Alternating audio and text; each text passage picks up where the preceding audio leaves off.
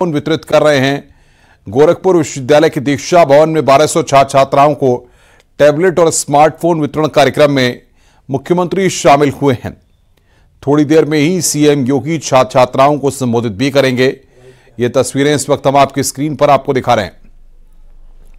गोरखपुर में सीएम योगी आदित्यनाथ कार्यक्रम में छात्र छात्राओं को टैबलेट और स्मार्टफोन दे रहे हैं। ये तस्वीर इस वक्त हम आपको दिखा रहे हैं।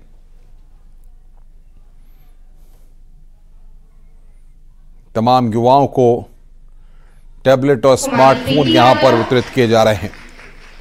थोड़ी ही देर में गोरखपुर विश्वविद्यालय के इसी दीक्षा भवन में मुख्यमंत्री का संबोधन होगा। ये तस्वीरें इस वक्त आपकी स्क्रीन पर। तो यहां पर आज महायोगी गुरु गोरक्षनाथ शोधपीठ की ई पत्रिका गोरखपथ का विमोचन आज आपके कर विमोचन कार्यक्रम भी यहां पर हो रहा है।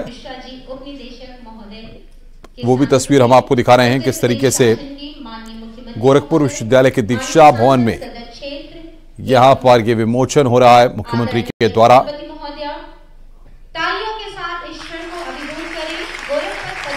1200 छात्र छात्राओं को टैबलेट और स्मार्टफोन वितरण कार्यक्रम में शामिल हुए हैं। थोड़ी देर में ही सीएम योगी छात्र छात्राओं को संबोधित करेंगे। कार्यक्रम में विकसित भारत की संकल्पना में युवाओं का योगदान किस प्रकार से माननीय प्रधानमंत्री महोदय की मंशा के अनुरूप आज जागृत है, इस पर आधारित वीडियो की प्रस्तुति आप सभी के सम्मुख। आज जब दुनिया भारत की तरफ इतनी उम्मीदों की नजर से देख रही है, तो इसके पीछे भारतीय जनता पार्टी के महानगर के अध्यक्ष श्री राजेश गुप्ता जी, विश्वविद्यालय के सभी फैकल्टी मेंबर्स और विश्वविद्यालय के सभी छात्र छात्राएं, पंडित दीनदयाल उपाध्याय गोरखपुर विश्वविद्यालय में स्वामी विवेकानंद युवा सशक्तिकरण योजना के अंतर्गत आज स्मार्टफोन वितरण से जुड़े हुए इस कार्यक्रम में आकर के अत्यंत आनंद और प्रसन्नता की अनुभूति हो रही है। ये योजना प्रदेश सरकार ने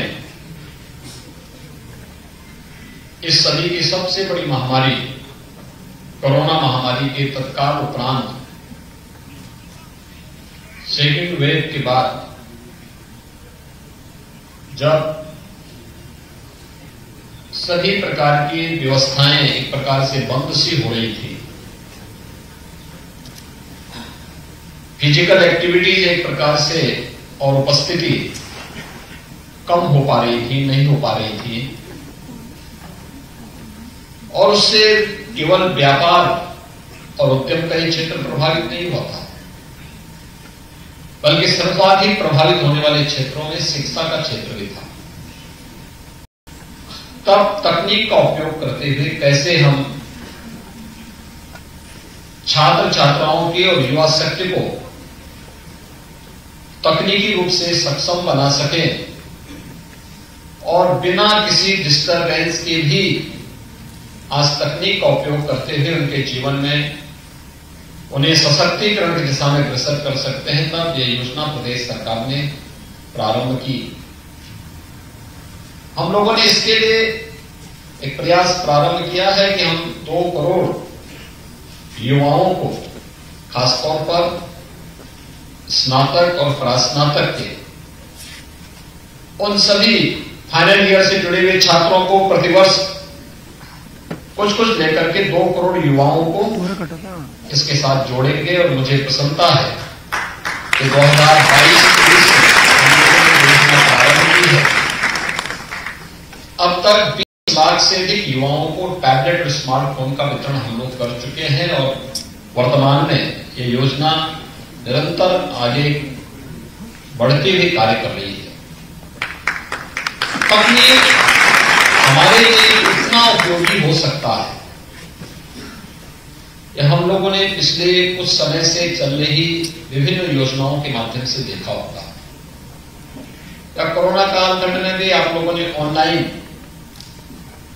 प्लेटफॉर्म पर जो पाठ्यक्रम आपको देखने को मिले होंगे, उनके माध्यम से भी आपने देखने और सुनने का अवसर आपको प्राप्त हुआ होगा। आप सभी ज्यादातर यहां पर जो बच्चे होंगे, ये सभी ग्रामीण पृष्ठभूमि से जुड़े हुए बच्चे हैं।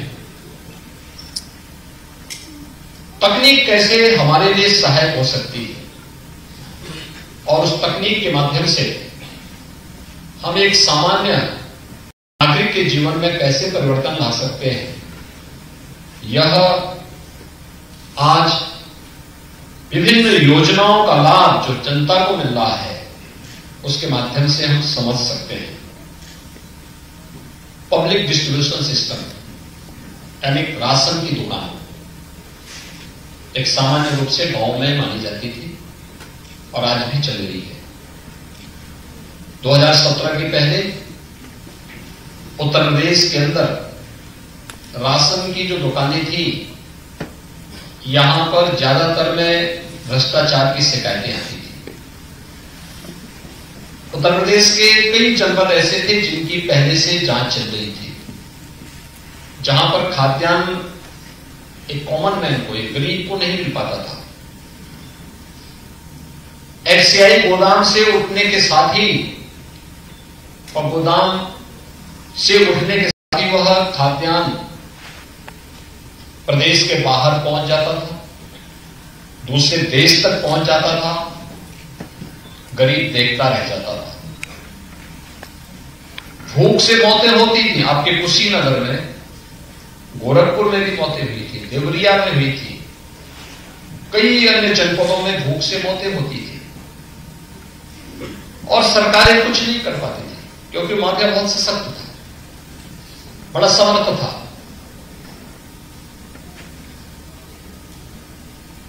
दो 2017 में जब मैं आया था, उससे कुछ दिन पूर्व ही जनवरी और दिसंबर 16 और जनवरी 17 में प्रदेश के कई जनपदों में भूख से मौतों का समाचार मिला था, तो मैं वहां गया था और परिवारों से मैं मिला था। और उन परिवारों से मिलने के बाद मैंने उनसे पूछा था, मैंने कभी आपको राशन कार्ड नहीं मिला है? क्योंकि मैं तो सांसद था गोरखपुर से, लेकिन मेरे संसदीय क्षेत्र में नहीं था। कुशीनगर में मौतें हुई थी, सोनभद्र में हुई थी, चित्रकूट में मौतें हुई थी। तो मैंने उन लोगों से पूछा, भाई आपको क्या राशन कार्ड नहीं आपके पास? उन्होंने कहा नहीं सर। रिकॉर्ड में उनके नाम पे राशन कार्ड था, लेकिन उनके नाम पे राशन कोई और ही दे देता था और राशन बिक जाता था।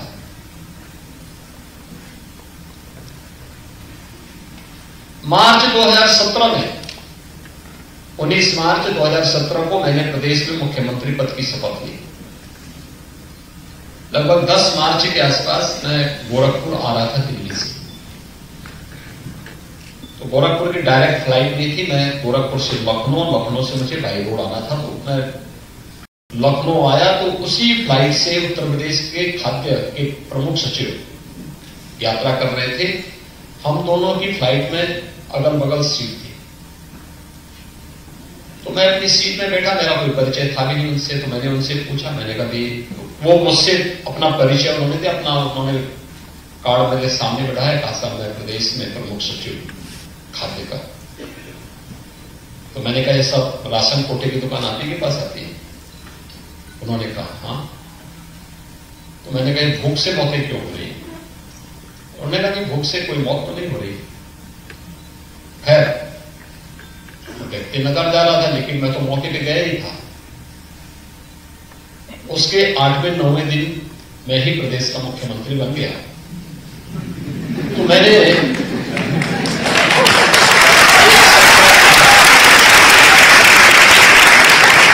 बैठक ली और बैठक लेकर के मैंने एक व्यवस्था बनाई। मैंने कहा एक काम करो भाई, एक दिन में 80,000 राशन कोटे की दुकान प्रदेश में है, इन सब का एक रिकॉर्ड तैयार करो और एक ही दिन में इन सब क्या छापेमारी कर दो। 30 लाख फर्जी राशन कार्ड मुझे मिले थे, 30 लाख जो गरीबों के नाम पे बनाए गए थे, लेकिन उनके नाम पे राशन निकलता था, लेकिन राशन उस पात्र व्यक्ति को नहीं प्राप्त होता था। और तब हम लोगों ने टेक्नोलॉजी का उपयोग किया था, पॉइंट सेल मशीन के माध्यम से। उसकी एक बड़ी बड़ी स्क्रीन हमने लखनऊ में लगा दी और लखनऊ की स्क्रीन से हम हर एक पॉइंट को चेक कर सकते हैं कि कहां पे फर्जी हो रहा है।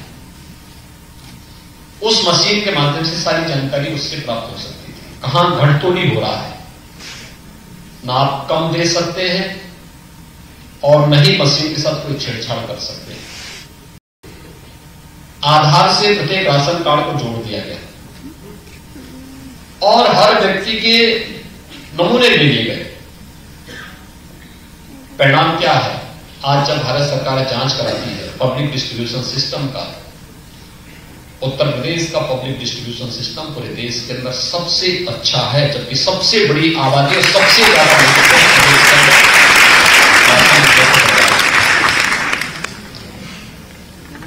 भ्रष्टाचार पर प्रहार का सबसे बड़ा मंत्र है तकनीक, और इसीलिए प्रधानमंत्री मोदी जी तकनीक को अपनाने के लिए बार बार जोर देते हैं। उस दिशा में प्रयास होना, डिजिटल इंडिया का संकल्प और ये सपना क्या साकार हो सकता है? हां, हम सबको उसके लिए अपने आप को तैयार करना होगा। स्वामी विवेकानंद के नाम पर हम लोगों ने राज्य में इस स्कीम को चलाई।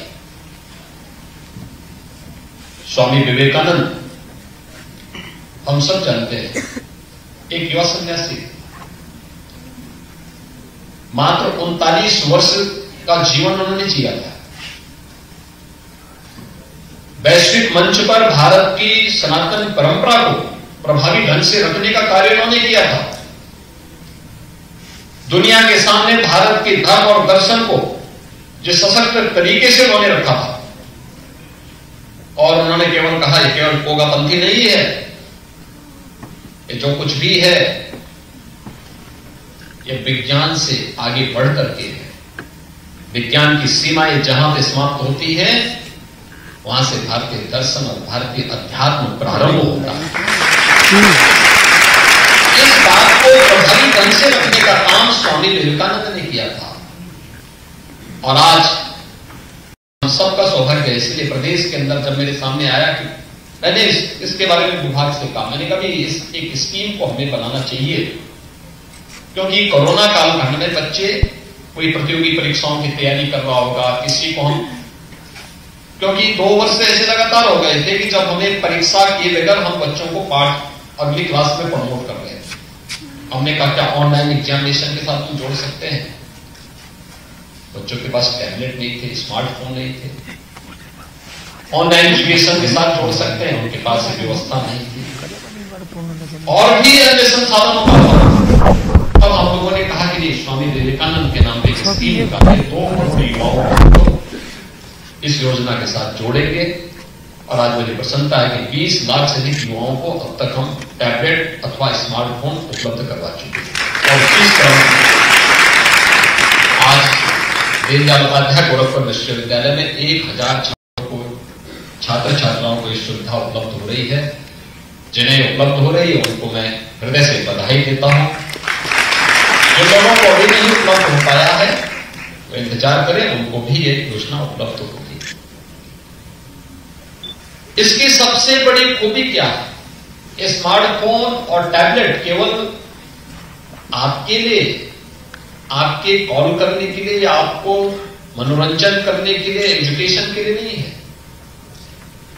इससे भी आगे जाकर के आपको आत्मनिर्भर बनाने का एक सशक्त माध्यम बन सके, इसके लिए भी इसमें केंद्र और राज्य सरकार की वे सभी स्कीम आपको मिलेंगी जो एक युवा के लिए होनी चाहिए। ये हमारा सौभाग्य है कि दुनिया के अंदर भारत एक ऐसा देश है जिसके अंदर सबसे ज्यादा युवा शक्ति निवास करती है और भारत दुनिया के अंदर अकेले एक देश है जिसमें 56% आबादी जहां की कामकाजी आबादी है, जो कार्य करता है, मेहनत करता है, मेहनत कश है, युवा है। और ये हमारा सौभाग्य है कि भारत के अंदर उत्तर प्रदेश एक ऐसा राज्य है जिसकी 58% आबादी कामकाजी है, मेहनती है, कार्य कर सकती है, वो अपनी प्रतिभा का लोहा मना सकती है। उसको डायरेक्शन की आवश्यकता है, उसे आगे बढ़ाने की आवश्यकता है।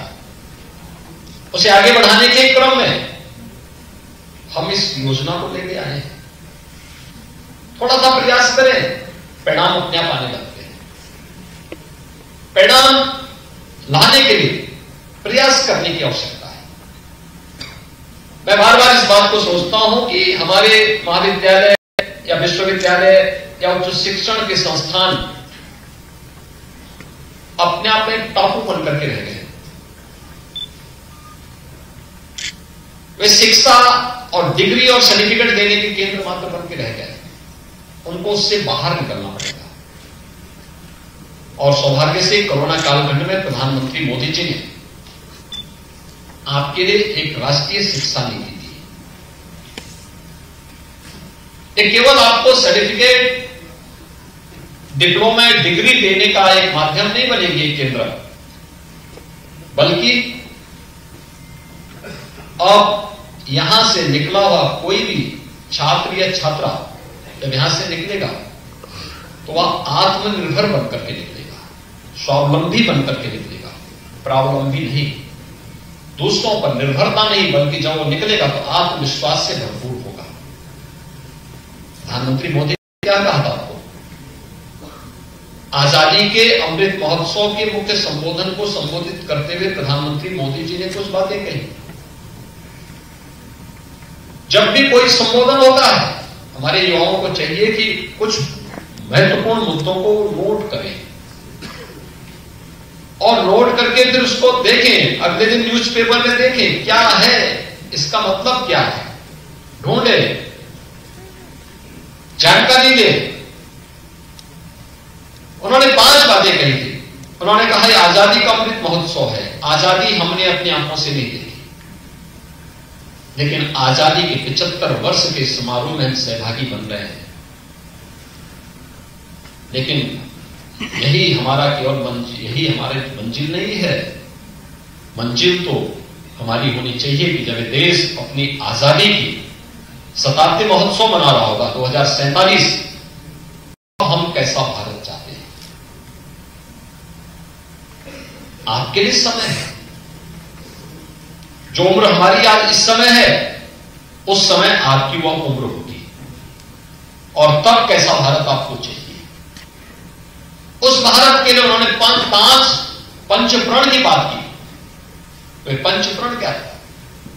वे पंचप्रण हर भारतीय के लिए महत्वपूर्ण कि आत्मनिर्भर भारत के लिए कार्य करेंगे। आत्मनिर्भर भारत, यह आत्मनिर्भर भारत क्या है? हम अक्सर उसको भूल जाते हैं। राष्ट्रपिता महात्मा गांधी ग्राम स्वराज की बात करते थे। आप किसी पुराने गांव में जाइए जो थोड़ा अभी आधुनिकता से दूर हो, उस गांव में आप देखिए सभी प्रकार की जातियां होंगी। गांव में हर प्रकार के लोग होंगे, नहीं होंगे तो पूर्वजों ने उनको बसाया होगा, या उस गांव के इतिहास के बारे में अगर आप जाकर के देखेंगे, क्यों जिस भी किसी जाति का होगा तो उस जाति ने दूसरी जाति के लोगों को भी कुछ बसाया है, और फिर वे एक दूसरे के साथ मिलकर के उस गांव की व्यवस्था का संचालन करते थे। भारत का गांव कभी भी सरकार पर आश्रित नहीं था। सरकार पर आश्रित उसकी केवल और केवल राजनीतिक दृष्टि से रही होगी, अन्यथा वो सरकार से कोई अपेक्षा नहीं करता था। आत्मनिर्भरता का सबसे अच्छा उदाहरण भारत के गांव हुआ करते थे। गांव आप देख सकते हैं, उस गांव में हर जाति के लोग हैं। गांव में गांव का राजमिस्त्री भी है, गांव में गांव का कारपेंटर भी है, गांव में गांव का नाव भी है, गांव में मोची भी है, गांव में गांव का बढ़ई भी है, गांव में गांव का यानी सुरक्षा वाले भी हैं, गांव में गांव का पुरोहित भी है, गांव में यानी सब कुछ में गांव में अपनी खेती बाड़ी में स्वयं करते हैं, पानी के अपने कुएं उनके अपने हैं, बावड़ी है या तालाब है, ये सब कुछ उनका अपना है, अपनी मार्केट है, सब कुछ अपनी व्यवस्था में संचालित करते हैं। एक हमारे गांव का एक दृश्य था। पैसा न रहा होगा लेकिन अपनी खेती बाड़ी से जो अर्जित किया, बाजार ले गए, राशन दिया, राशन के बदले अपना सामान खरीद के लेके आ गए। एक गांव था। आत्मनिर्भरता कैसे आत्मनिर्भर होगा था, यह प्रश्न मेरे सामने भी था 2017 में जब मैं मुख्यमंत्री बना था, कैसे होगा। तो मुझे उस दौरान 2-3 देशों की यात्रा में जाने का अवसर मिला था। प्रदेश देश की उस समय विदेश मंत्री श्रीमती सुषमा स्वराज जी थी, वे स्वस्थ हो गई तो उन्होंने मुझे एक मैसेज भेजा कि म्यांमार में एक इंटरनेशनल बुद्धिज्म का एक समारोह हो रहा है, समिट हो रहा है, उस समिट में आप भारत की तरफ से चले जाते हैं। तो अब रंगून जाना था, तो मुझे बहुत जल्दी में समाचार मिला था, तो मैंने तैयारी की। तो मैं यहां से बैंकॉक गया और बैंकॉक से रंगून की फ्लाइट पकड़ी, मैं रंगून पहुंचा। वापसी में मैंने और भारत सरकार के मंत्री मेरे साथ में थे, हम लोगों ने इसी रूट को पकड़ा। तो मैं रात्रि को बैंकॉक में, गोरखपुर के काफी लोग बैंकॉक में रहते हैं, उन लोगों से मैं मिला। संयोग से थाईलैंड के उस समय के कुछ मंत्री मुझसे मिलने के आए थे। एक समय थाईलैंड ऐसा था कि वो भारत से विपन्न था, गरीब था, आर्थिक रूप से कमजोर था, वहां की करेंसी भारत से कमजोर थी। आज वहां की करेंसी भारत से मजबूत दिखती है। मैंने उनसे पूछा इसके बारे में, उन्होंने 2 मॉडल मेरे सामने रखे, फिर उन्होंने जापान के कुछ मॉडल मुझे बताए। मैं उनको लेके आया, मैंने एक टीम बनाई। तो मैंने कहा जो ये लोग काम कर रहे हैं जापान में या थाईलैंड में या दुनिया के अन्य देशों में, उससे ज्यादा संभावनाएं हमारे पास है। तो हम लोगों ने यहां पे उसी पे एक टीम लगाई थी और हमने कहा प्रथम जनपद के हर प्रदेश के हर जनपद की एक मैपिंग कराओ, किसी एक प्रोडक्ट को लेकर के हम इस कार्यक्रम को लेकर के आगे बढ़ेंगे। और तब हम लोगों ने यहां पे चलाया था 1 डिस्ट्रिक्ट 1 प्रोडक्ट की एक योजना। देखिए 1 डिस्ट्रिक्ट 1 प्रोडक्ट आज देश के अंदर एक ऐसी योजना है जो भारत के अंदर प्रधानमंत्री मोदी जी के शब्दों में अगर कहा जाए तो वो भारत के अंदर आत्मनिर्भरता के लक्ष्य को प्राप्त करने वाली एक योजना बन चुकी है। उसने उत्तर प्रदेश, अकेले उत्तर प्रदेश के एक्सपोर्ट को लगभग 2 लाख करोड़ तक पहुंचा दिया है। उत्तर प्रदेश जैसा राज्य जिसको बीमारू राज्य कहा जाता था, आज वो एक्सपोर्ट का हब बन रहा है। हर जनपद, हर जिले के गोरखपुर का टेराकोटा,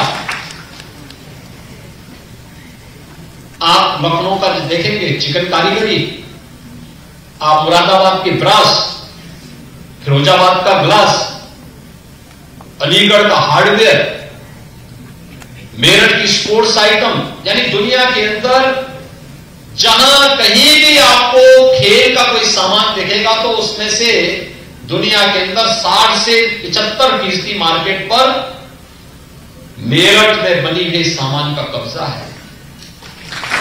बांसुरी दुनिया के अंदर आपको कहीं देखनी है तो पीलीभीत में बनी होगी। ढोलक और तबला अगर कहीं बना होगा तो उत्तर प्रदेश के अमरोहा जिले में बना होगा। हमने कभी देखा नहीं, इत्र कन्नौज में बना होगा।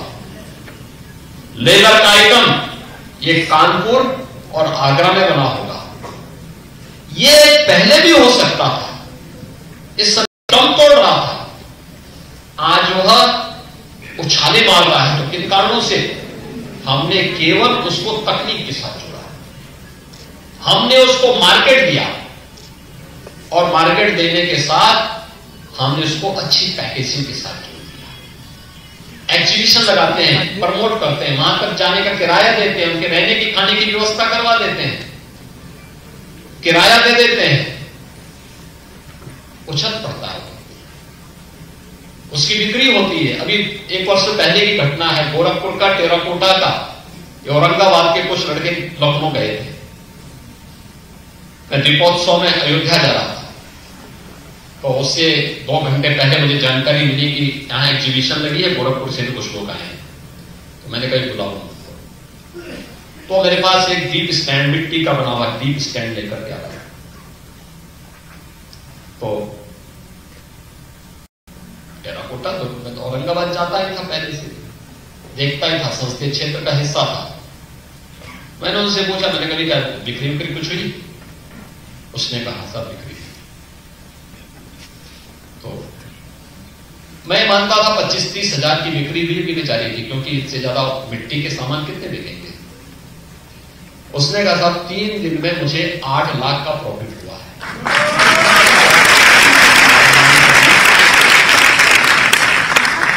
गोरखपुर में मिट्टी का सामान, टेराकोटा का सामान बनाने वाला व्यक्ति 3 दिन में 8 लाख का मुनाफा कमाता है। मुनाफा कमाने का होगा 24-25 लाख का सामान बेचा होगा, और लखनऊ में बिका उसका सामान।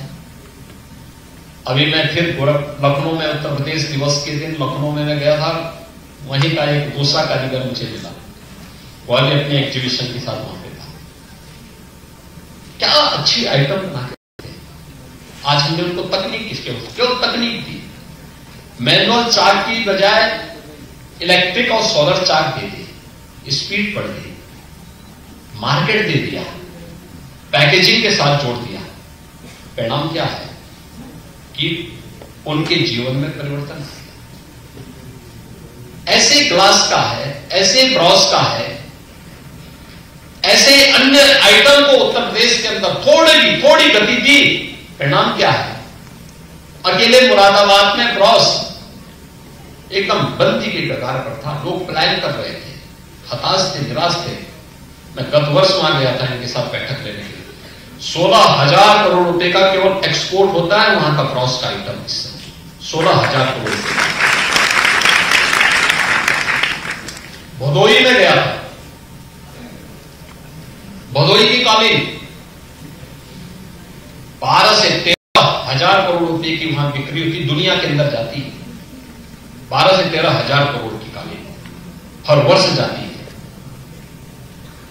थोड़ा प्रमोट किया सरकार ने, उनको एक मंच दिया, तो आत्मनिर्भरता के लक्ष्य को, स्थानीय उत्पाद को प्रमोट करके स्थानीय स्तर पर जो हमारा कारीगर, हमारा हस्तशिल्पी जिसे बनाता है, उससे रोजगार का सृजन भी होता है।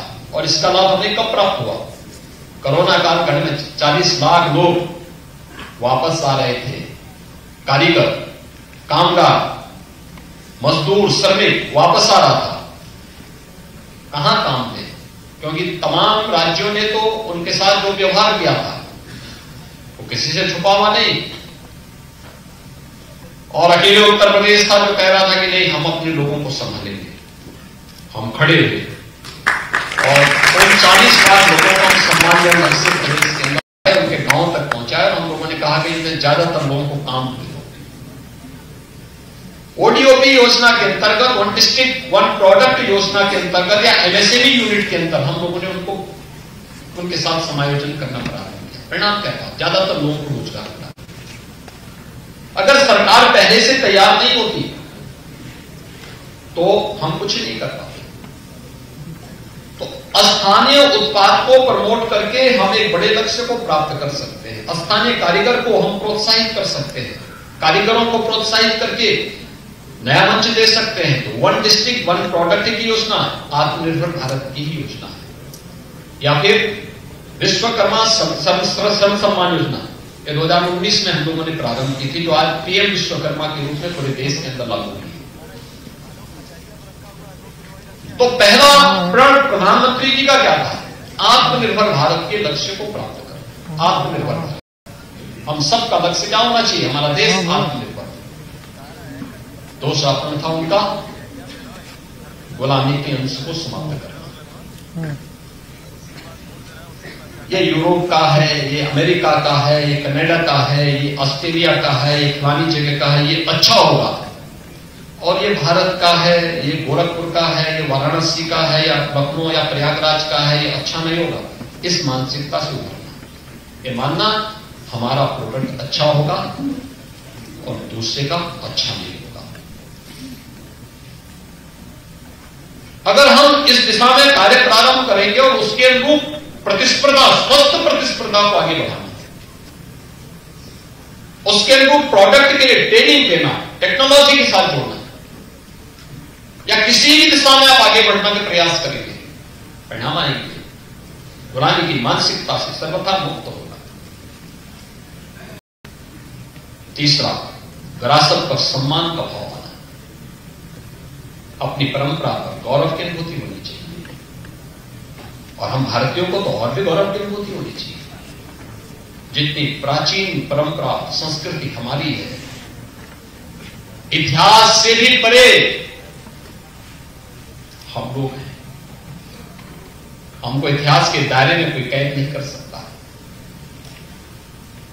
उससे भी आगे जाकर के हजारों करोड़, हजारों वर्षों की एक इतिहास है हमारा, हजारों वर्षों का है।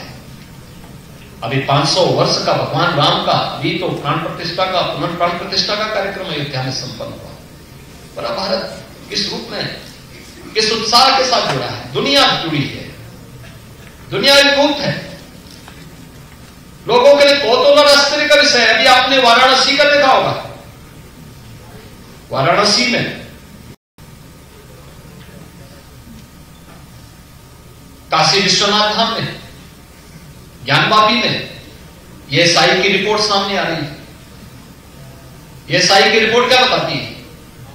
बहुत कुछ आपके सामने उदाहरण प्रस्तुत करता है, लेकिन उस विरासत पर जो प्रधानमंत्री मोदी जी ने आजादी के अमृत महोत्सव वर्ष के समय आपको उपलब्ध कराया था, हम आजादी की लड़ाई को अपनी आंखों से नहीं देखे, देश को आजाद होते समय हम नहीं देखे, लेकिन जब देश अपनी आजादी का अमृत महोत्सव मना रहा था, हर घर तिरंगा के माध्यम से हम इस महोत्सव में सहभागी बने थे, क्योंकि हमारे पूर्वजों ने इस लड़ाई की लड़ा।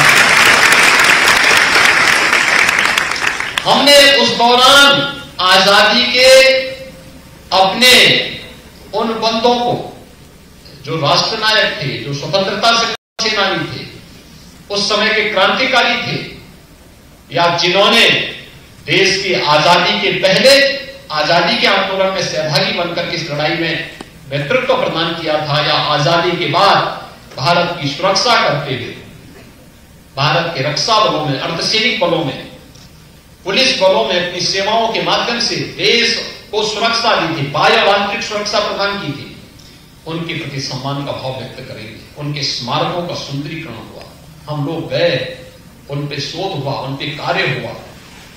ये चीजें उस समय प्रारंभ हुई। तो विरासत पर गौरव की अनुभूति करना, हम राम पर इसलिए क्योंकि राम हमारे पूर्वज थे, कृष्ण हमारे पूर्वज हैं। केवल हमारी आस्था नहीं, हमारी विरासत भी है, और हम उस परंपरा पर गौरव की अनुभूति कर रहे हैं। प्रधानमंत्री जी ने जो चौथी बात आपके लिए की थी, पूरे देशवासियों के लिए की थी, कि हम अपनी विरासत पर गौरव की अनुभूति तो करें, लेकिन फूट डालने वाले तत्वों से सावधान भी रहें, एकता और एकात्मता की चर्चा भी करें, उसको लेकर के मजबूती के साथ आगे बढ़ें, अपने सैनिकों के प्रति सम्मान का भाव रखें, सुरक्षा बलों के प्रति सम्मान का भाव, अपने मन में सम्मान की भावना रखें, क्योंकि जो लोग विकास नहीं चाहते हैं वे विभाजन करना चाहेंगे, जो नहीं चाहेंगे कि भारत विकसित देश हो, आत्मनिर्भर हो, वे आपस में फूट डालने का काम करेंगे, लड़ाएंगे जाति के नाम पे, क्षेत्र के नाम पे, भाषा के नाम पे, तमाम अन्य बातों के आधार पर। इसकी कीमत किस रूप में हमने चुकाई थी? उत्तर प्रदेश का जागता जागता जीता जागता उदाहरण है। पहचान का संकट था उत्तर प्रदेश के नौजवानों के सामने, जाते थे कहीं बाहर, अपनी पहचान छुपाते थे। आज पहचान का संकट नहीं है, आज उत्तर प्रदेश भारत में पहचान का संकट नहीं है। हम लोगों को देखना होगा, फूट डालने वाले तत्वों से सावधान होना है। इसलिए एक और एकात्मता की चर्चा करना। और अंतिम प्रण जो प्रधानमंत्री जी ने कहा था वह है नागरिक कर्तव्य। एक नागरिक के रूप में मेरा दायित्व क्या है? हम अधिकार की चर्चा तो करते हैं, लेकिन अधिकार के साथ साथ हमारे कर्तव्य क्या है? उन कर्तव्यों के बारे में ज्यादा आगाह होना। पहले कर्तव्य होगा, फिर उसके बाद अधिकार। उल्टा न करें, पहले अधिकार और फिर कर्तव्य नहीं, पहले कर्तव्य फिर अधिकार। एक नागरिक के रूप में मेरा कर्तव्य क्या है? पहले देश, तब अंत में मैं। पहले देश, नेशन फर्स्ट।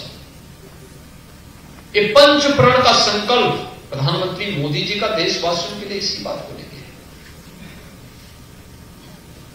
हमने स्मार्टफोन और टैबलेट की व्यवस्था इसीलिए प्रारंभ की, इसके माध्यम से अपने युवाओं को हम लोग तकनीकी रूप से सक्षम भी बना सकें और साथ साथ केंद्र और राज्य शासन की युवाओं से जुड़ी हुई योजनाओं के साथ भी जोड़ सकें। आप अपने परंपरागत पाठ्यक्रम से तो अपनी शिक्षा अर्जित करे हैं, लेकिन अगर आप किसी प्रतियोगी परीक्षा की तैयारी कर रहे हैं तो आपके लिए अभ्युदय कोचिंग की भी ऑनलाइन व्यवस्था मौजूद है, आप उसका भी उपयोग कर सकते हैं। एक प्लेटफॉर्म आप इसके बाद कुछ कार्य करना चाहते हैं तो कौन सी योजना आपके लिए अच्छी हो सकती है? पीएम स्टार्टअप की योजना, पीएम स्टैंडअप की योजना, पीएम मुद्रा की योजना, मुख्यमंत्री युवा स्वरोजगार की योजना, कौन सी ऐसी स्कीम हो सकती है जो आपको आत्मनिर्भरता की ओर अग्रसर कर सकती है? वह भी जानने का एक अवसर आपके पास इसके माध्यम से प्राप्त होगा। बालिकाओं के लिए भी बहुत सारी स्कीम उसके साथ जुड़ी हुई, हम उसको देखें और हमारी जानकारी होनी चाहिए। दूसरा, हम अपने संस्थानों को केवल इसका माध्यम न बनाएं कि हमारे विश्वविद्यालय या हमारे संस्थान केवल डिग्री या डिप्लोमा या सर्टिफिकेट देने के माध्यम ही न बने, लेकिन बच्चों को वास्तविक ज्ञानवान बनाने का प्रयास भी करें। शिक्षित बनाना एक कार्य है, वह आप कर रहे हैं, लेकिन ज्ञानवान वह तब बनेगा जब वह व्यावहारिक धरातल पर उतर करके उसका अनुभव करेगा। केंद्र या राज्य सरकार अपनी कोई स्कीम बनाती है, जैसे गोरखपुर में फर्टिलाइजर कारखाना बना, या गोरखपुर में एम्स बना, या गोरखपुर में आयुष विश्वविद्यालय बन रहा है, या गोरखपुर में कोई बड़ा उद्योग लग रहा है। ये जितने बड़े स्कीम बनते हैं तो इससे पहले इसकी एक सोशल इंपैक्ट स्टडी होती है,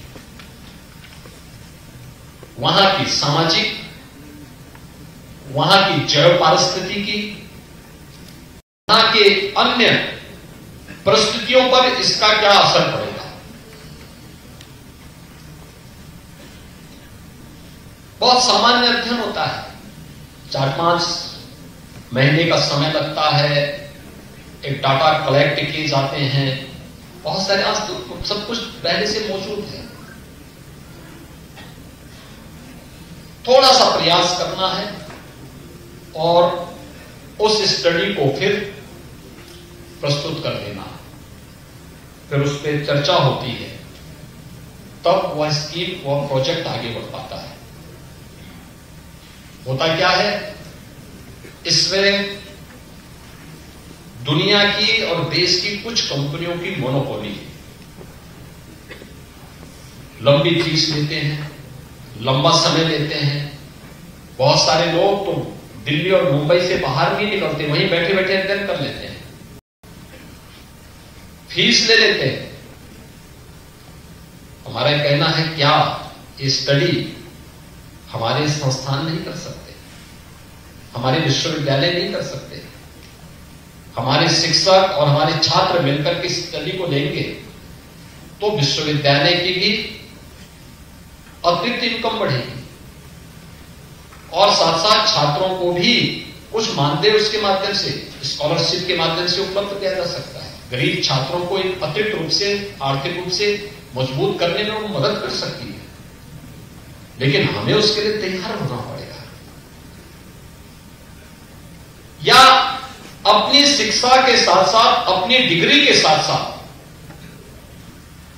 बहुत सारे कार्यक्रम सरकार के ऐसे हैं, जैसे हम लोगों ने ये भी व्यवस्था की कि कोई छात्र अध्ययन कर रहा है, अध्ययन के दौरान वो फाइनल ईयर में उसको अपना कोई प्रोजेक्ट सबमिट करना है। आवश्यक नहीं कि प्रोजेक्ट सबमिट करने के लिए वह केवल एक लिखित प्रोजेक्ट बना करके तय करें, वो जुड़े ना किसी इंस्टीट्यूशन के साथ, इंस्टीट्यूशन है किसी इंडस्ट्री के साथ जुड़े, किसी एक ऐसे संस्थान के साथ जुड़े जहां पर उसके पास एक एक्सपीरियंस का सर्टिफिकेट भी उसको प्राप्त हो। और इस दौरान सीएम इंटर्नशिप स्कीम के अंतर्गत आधा मानदेय गवर्नमेंट देगी और आधा वो संस्थान देगी। उस छात्र को भी इस दौरान कुछ कार्य करने के लिए कुछ उसके पास, जब वो कार्य कर रहा है, अपना प्रोजेक्ट सबमिट कर रहा है, तो उस दौरान उनके पास एक इनकम होगी, कम से कम माँ बाप पर तब निर्भरता नहीं रहेगी। कम से कम उस दौरान जो भी उसको 5,000 7,000 रुपये मिल पाएंगे, उससे उसके खर्चे तो निकल पाएंगे। यह हमें उसके लिए तैयार करना है। कैरियर काउंसलिंग को एक सेल के रूप में अपने संस्थानों में तैयार करना और इन बच्चों को उसके लिए तैयार करना। देखिए इस समय हम प्रदेश में कुछ कार्यक्रम प्रारंभ किए। मैं इस पे देख रहा था और वैसे भी हम लोग रोज ही देख रहे हैं, रूस और यूक्रेन का युद्ध चल रहा है, इजराइल और फिलिस्तीन का युद्ध चल रहा है, साउथ और नॉर्थ कोरिया आपस में लड़ रहे हैं, तमाम देशों में युद्ध होगा तो युद्ध के बाद निर्माण भी होना है। अब उन देशों में इस समय स्किल मैन पावर की आवश्यकता है। इजराइल में भी है, रूस में भी है, साउथ कोरिया में भी है, जर्मनी में भी है। ये सभी भारत के मित्र देश हैं। वे सब चाहते हैं भारत से लोग आए, लेकिन हमारे संस्थान अपने तैयार नहीं कर पाए। मैंने एक दिन विभाग के प्रमुख सचिव को बुलाया, मैंने कहा देखो इजराइल, रूस, जर्मनी और साउथ कोरिया, यहां पे ट्रेंड मैन पावर चाहिए। आपने वहां के एम्बेसी से बात किया? उन्होंने कहा नहीं। मैंने कहा आप जाइए एक टीम के साथ में। वे गए, वहां के लोगों से बातचीत हुई, मेरे पास लेके आए, बातचीत हुई, सारी चीजें आगे बढ़ी। देखिए सामान्य लोग जा रहे हैं भी, और उसमें उनका मानदेय कितना है? रहने की फ्री, खाने का फ्री, और लगभग 1.25 लाख से 1.5 लाख रुपए महीना वो उनको पैसा मिलता है।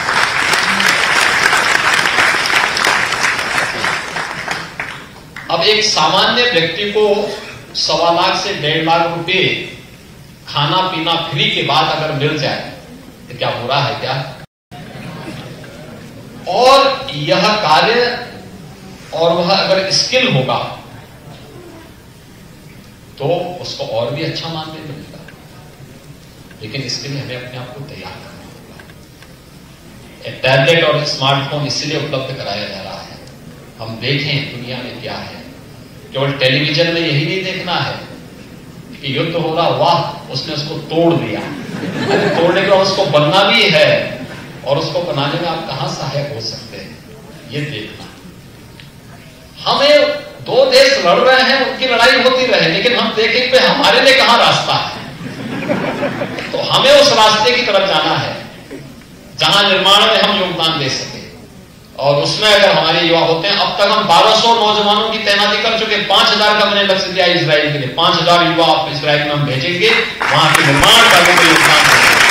और वह आप सोचिए, युवा वहां पे लगभग 1.25 लाख से लेकर 1.5 लाख रुपया महीना पाएगा, और रहना खाना सब फ्री।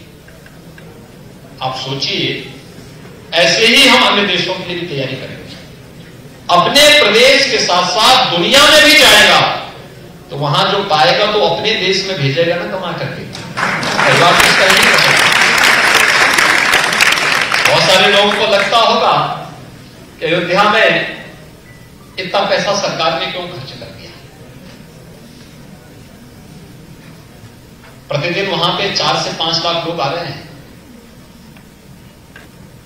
तो हम कहते हैं लोग आएंगे, यूपी को देखेंगे, कहते हैं इससे क्या लाभ होगा। अरे हमने कहा आएंगे तो होटलों में तो यहीं का रहेंगे ना। होटल में काम करने वाले तो यूपी के ही लोग हैं ना, टैक्सी यूपी की उपयोग करेंगे, सामान भी यहीं से खरीदेंगे। अयोध्या में पहले दिन ही सब सामान बिक गया, तो अब सामान कहां से लेके आए। हमने कहा भाई इनको सामान पहले सप्लाई करो, और उसके बाद अब लोगों को लग रहा है कि अयोध्या में विकास, जो 4 लेन की सड़कें बनी थी, जो गोरखपुर में हम पहले बना चुके थे, उनको लगता है वाह, ये पहले दूरदर्शी सोचते। अगर हम सोचते नहीं तो 5 लाख लोगों को प्रतिदिन हम संभाल पाते, कभी नहीं संभाल पाते। अपने गोरखनाथ मंदिर में मेला लगा हुआ इतना बड़ा, और आप देखें सड़कें का हम चौड़ी नहीं करते तो इतना बड़ा मेला लग पाता। मैं 2 बार सुबह से सिटी में आ गया हूं, अलग अलग कार्यक्रमों में। मेला अपना चल रहा है, मैं पीछे से चुपचाप निकल करके आ रहा हूं, कहीं कोई जाम नहीं है, क्योंकि सड़कें इतनी चौड़ी हो चुकी हैं कि अब लोगों को आने जाने में कोई समस्या नहीं। और उस दिशा में हमें सोचना पड़ेगा कि हम भी कैसे विकास में सहभागी बन सकते हैं। तो ऐसे ही अयोध्या में जब सड़कें चौड़ी कर रहे थे, कुछ लोग वहां पे भुनभुना रहे थे, अरे साल इससे क्या होगा, ये सब करने की आवश्यकता क्या है। हमने कहा चिंता मत करो, एक बार मंदिर की प्राण प्रतिष्ठा होने दो, तब देखना इन सड़कों की चौड़ीकरण का मतलब क्या होता है। और यही चीजें हम लोगों ने ढेर सारा रोजगार सृजन होने जा रहा है, ढेर सारे रोजगार की सृजन होगी, नए लोगों को रोजगार मिलेगा, नए गाइड आएंगे, नए व्यापार पनपेंगे, लोगों को नई दिशा में आगे बढ़ने का अवसर प्राप्त होगा। और उस दिशा में हम सबको अपने को तैयार करना होगा, युवाओं को भी उसमें अपने भविष्य को तलाशना चाहिए। सभी में आप जा सकते हैं, लेकिन फिर भी आप डिजिटल टूरिस्ट मैप बना सकते हैं, उसके गाइड के रूप में काम कर सकते हैं, वहां के इतिहास के बारे में जानकारी रख करके अच्छे ढंग से लोगों को जानकारी देने में योगदान दे सकते हैं। और भी बहुत सारी चीजें चलेंगी, ट्रैवलिंग कंपनियां चलेंगी, टूर ऑपरेटर्स चलेंगे, नई नई सर्विसेज वहां प्रारंभ होगी। और यह एक अवसर है जब हम इस दिशा में आगे बढ़कर के कार्य कर सकते हैं। मुझे प्रसन्नता है कि आज यहां पर इस कार्यक्रम के साथ हम जुड़े हैं, स्मार्टफोन के कार्यक्रम के साथ हम जुड़े हैं, और साथ साथ महायोगी गुरु गोरखनाथ शोध पीठ ने अपनी ई पत्रिका गोरखपथ का भी आज यहां पे विमोचन किया है। हम लोग जहां रहते हैं वहां के इतिहास को जरूर जानें। लोग आपको कभी पूछ सकते हैं कैसे, कौन सी किस उसके बारे में, उसके बारे में क्या जानते हैं। अगर आप नहीं बता पाएंगे तो आपकी शिक्षा का कोई मतलब है, या आपकी किताबों में नहीं मिलेगा। आपको देखना चाहिए, समझना चाहिए। और इसीलिए हम लोगों ने आज से 5 साल पहले यहां पर महायोगी गुरु गोरखनाथ शोध पीठ की स्थापना गोरखपुर विश्वविद्यालय में की थी। गोरखपुर वासियों को गोरखपुर के इतिहास के बारे में जानना चाहिए। गोरखपुर विश्वविद्यालय और उससे संबद्ध महाविद्यालयों से जुड़े हुए छात्र छात्राओं को गोरखपुर के इतिहास के बारे में और अपने इतिहास के बारे में जानकारी देनी चाहिए। कितनी समृद्ध परंपरा है, कितना तो दुनिया आंखें नहीं खुल पा रही थी तब हम कितने समृद्ध थे, और उस परंपरा की जानकारी अगर हमें होगी तो हम उस पर गौरव की अनुभूति कर पाएंगे। यही विरासत पर गौरव की अनुभूति यही है। और जब कोई व्यक्ति अपने विरासत पर गौरव की अनुभूति करता है तो उसका वर्तमान भी अच्छा होता है, भविष्य भी उज्जवल होता है। और उसी उज्जवल भविष्य की कामना आप सबके प्रति करते हुए मैं अपनी मंगलमय शुभकामनाएं देता हूं और विश्वास व्यक्त करता हूं कि दीनदयाल उपाध्याय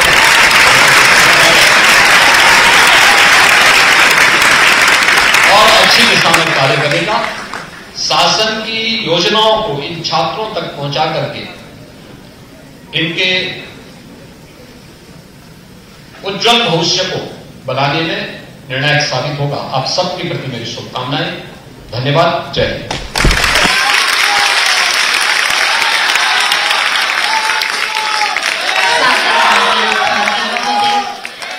हम सभी निश्चित रूप से आपके मार्गदर्शन में एक